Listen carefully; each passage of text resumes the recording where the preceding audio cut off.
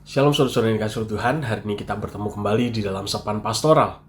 Saya mengajak kita untuk membaca bersama-sama di dalam Yohanes 10 ayat ke-7 sampai dengan ayat yang ke-10. Demikian bunyi firman Tuhan. Maka kata Yesus sekali lagi, "Aku berkata kepadamu, sesungguhnya akulah pintu ke domba-domba itu. Semua orang yang datang sebelum aku adalah pencuri dan perampok, dan domba-domba itu tidak mendengarkan mereka. Akulah pintu, barang siapa masuk melalui aku, ia akan selamat, dan ia akan masuk dan keluar dan menemukan padang rumput. Pencuri datang hanya untuk mencuri dan membunuh dan membinasakan. Aku datang supaya mereka mempunyai hidup dan mempunyainya dalam segala kelimpahan." Bapak Saudara, pintu adalah satu bagian yang penting.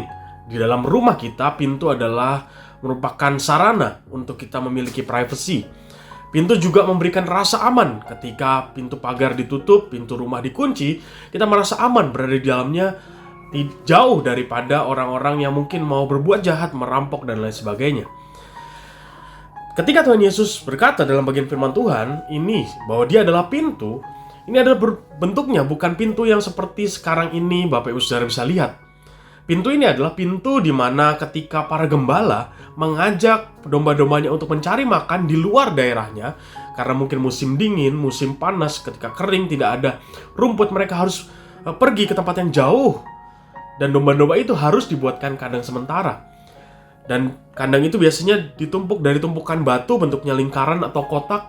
Dan di sisanya ada satu buah celah di mana seorang gembala akan duduk di sana sebagai pintu. Fungsinya untuk apa, saudara-saudara? Yaitu untuk menjaga domba-domba tersebut dari serangan hewan-hewan buas dan lain sebagainya. Jadi, bisa dikatakan bahwa gembala yang menjadi pintu itu adalah menjadi perlindungan pertama bagi domba-domba tersebut.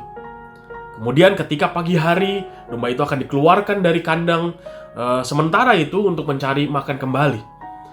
Bapak Saudara, di firman Tuhan ini jelas dikatakan bahwa ketika mereka adalah orang-orang yang percaya, yang adalah domba-domba kepunyaan Tuhan Yesus Kristus, dia akan menemukan selamat daripada Allah.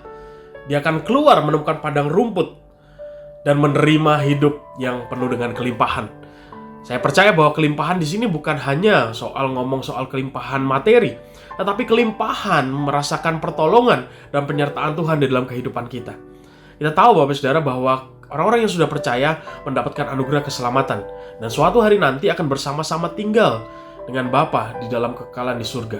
Tetapi ketika di dalam dunia kita juga bisa merasakan penyertaan Tuhan yang sama. Ini adalah berkat yang berlimpah. Kenapa Bapak Saudara? Sekali lagi, di dalam dunia kita merasakan anugerah Tuhan, berkat Tuhan, penyertaan Tuhan, pemeliharaan Tuhan, dan penjagaan Tuhan. Tetapi juga nanti di dalam kekekalan bersama Tuhan di surga, kita juga menerima anugerah sukacita yang begitu besar. Bayangkan Bapak Saudara, bagaimana sukacitanya ketika kita merasakan anugerah Tuhan yang begitu besar ini. Mari Bapak Saudara, kita terus boleh melihat Tuhan, memandang Tuhan, bahwa dia adalah seorang yang menyatakan diri bahwa dia adalah pintu yang menjadi penjaga bagi kawanan dombanya. Banyak orang yang datang untuk mencuri, membinasakan, menghancurkan kehidupan kita. Tetapi ketika kita mengikuti Sang Gembala Agung, yaitu Tuhan Yesus Kristus, dia akan memimpin kita, membawa kita ke padang rumput hijau. Dia akan membawa kita ke dalam kehidupan yang penuh dengan berkat, untuk kita boleh jadi berkat juga bagi orang lain. Kiranya Tuhan Yesus memampukan kita untuk terus boleh memandang Tuhan sebagai satu-satunya Tuhan dalam kehidupan kita dan mengandalkannya dalam hari-hari kehidupan kita. Tuhan Yesus memberkati kita semua.